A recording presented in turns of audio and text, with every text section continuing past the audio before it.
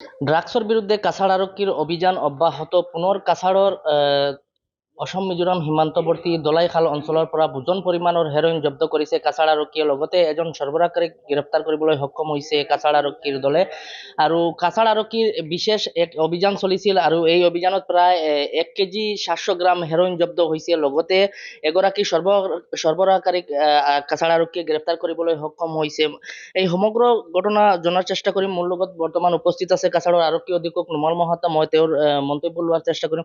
আচ্ছা স্যাৰ, বৰ্ডাৰৰ পৰা বহুত নিচাযুক্ত সামগ্ৰী জব্দ কৰা হৈছে, লগতে এজন সৰবৰাহকাৰীক গ্ৰেপ্তাৰ কৰা হৈছে। কি আছিলে ঘটনা বা ক'ৰ পৰা এই সামগ্ৰীখিনি আহিছিল? চাওক, এই নিচাযুক্ত সামগ্ৰী বা ড্ৰাগছৰ অবৈধ যি সৰবৰাহ আছে তাৰ বিৰুদ্ধে আমাৰ অভিযান অব্যাহত আছে। বিগত দিনো আপোনালোকে দেখিছে। আৰু অসমৰ মাননীয় মুখ্যমন্ত্ৰী ডাঙৰীয়াই অসমখনক ড্ৰাগছ মুক্ত কৰিব বিচৰাৰ যি এই অভিযান, সি আমাৰ একেৰাহে আৰু আমাৰ চলি আছে।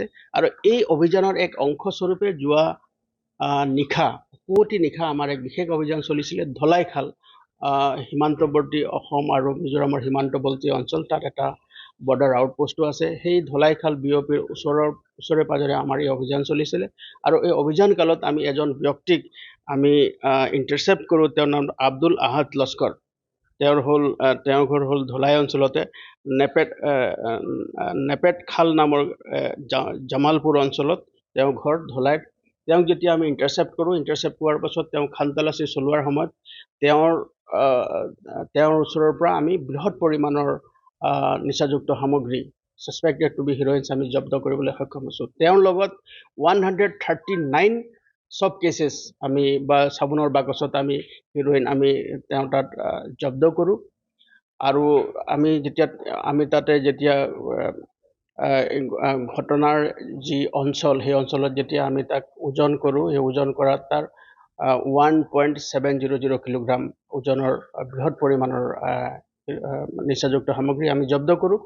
আৰু তাৰ লগতে আমি ওচৰে পাজৰে বৃহৎ আমাৰ অভিযান চলাওঁ। আৰু অভিযান কালত দেখা গ'ল যে সেই অঞ্চলত এই সৰবৰাহকাৰীসকলে বহুত দিন ধৰি এনেকুৱা ধৰণৰ অবৈধ সৰবৰাহ চলাই থকাৰ যি খবৰ আছিলে, এই খবৰটো সত্য প্ৰমাণিত হ'ল। আৰু আমি যেতিয়া মানুহজনক এৰেষ্ট কৰাৰ পিছত এই গোটেই সামগ্ৰীখিনি আমি আইনগতভাৱে জব্দ কৰোঁ। আৰু তেওঁৰ লগত সম্পৰ্কিত থকা যোন ব্যক্তি আছে বা সীমামূৰীয়া অঞ্চলতো যি ব্যক্তি আছে বা অন্য তেওঁ য'ত আমাৰ এই জিলাৰ মাজেদি তেওঁ যি সৰবৰাহ কৰিবলৈ চেষ্টা কৰিছিলে, গতিকে তেওঁ মানে ফৰৱাৰ্ড লিংকেজ আৰু বেকৱাৰ্ড যি লিংকেজেছ আছে তাক আমি ধৰিবৰ কাৰণে আমি চেষ্টা অব্যাহত ৰাখিছোঁ। আৰু এই যিখিনি অবৈধ সামগ্ৰী আমি জব্দ কৰিবলৈ সক্ষম হৈছোঁ, এই অবৈধ সামগ্ৰীখিনিৰ আজিৰ যিটো চোৰাং বজাৰত ইয়াৰ মূল্য প্ৰায় 8.5 কোটি টকা হ'ব। গতিকে আমি এই অভিযান বৰ্তমানলৈকে আমাৰ চলি যায়। আৰু যেতিয়ালৈকে জিলাখনত এই ধৰণৰ অবৈধ সৰবৰাহ চলি থাকিব, আমাৰ অভিযান সদায় অব্যাহত থাকিব। এই নিচাযুক্ত সামগ্ৰীখিনি ক'ৰ পৰা আহিছিল, কিবা তথ্য পাইছে নেকি আৰক্ষী? নাই, আমি যদি প্ৰাৰম্ভিক তদন্তত যিখিনি আমি গম পাইছোঁ, চুবুৰীয়া ৰাজ্যৰ পৰা এই সামগ্ৰীখিনি আমাৰ জিলাৰ মাজেদি ইয়াক সৰবৰাহ কৰিবলৈ চেষ্টা কৰিছিলে। গতিকে আৰু বহিৰাজ্যলৈ লৈ যোৱাৰ পৰিকল্পনা আছিলে। গতিকে আমাৰ যি অভিযান আছে, অভিযান কালত এই কথাখিনি আমি গম পাইছোঁ। আৰু প্ৰাৰম্ভিক তদন্ত এতিয়া চলি আছে। কিন্তু ইয়াৰ লগত সম্পৰ্কিত থকা আন ব্যক্তি যি হ'ব পাৰে, আইনৰ আওতাত যিসকল আহিব, তেওঁলোকৰ বিৰুদ্ধে আমি কঠোৰতম আইনগত ব্যৱস্থা ল'বৰ কাৰণে আমি তৎপৰ হৈ আছোঁ।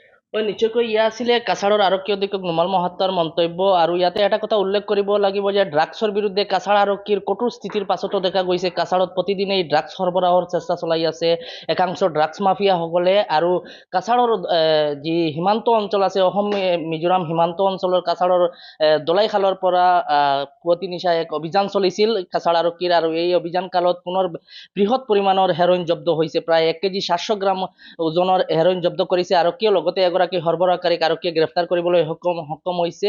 আৰু কাছাড় আৰক্ষী অধীক্ষকে জানিবলৈ দিয়া মতে এই নিচাযুক্ত সামগ্ৰীখিনি চুবুৰীয়া মিজোৰামৰ পৰা আহি আছিল আৰু কাছাড়ৰ মাজেদি বহিৰাজ্যত সৰবৰাহ কৰাৰ পৰিকল্পনা আছিল। এই সমগ্ৰ ঘটনালৈ কাছাড় আৰক্ষীৰ তদন্ত অব্যাহত।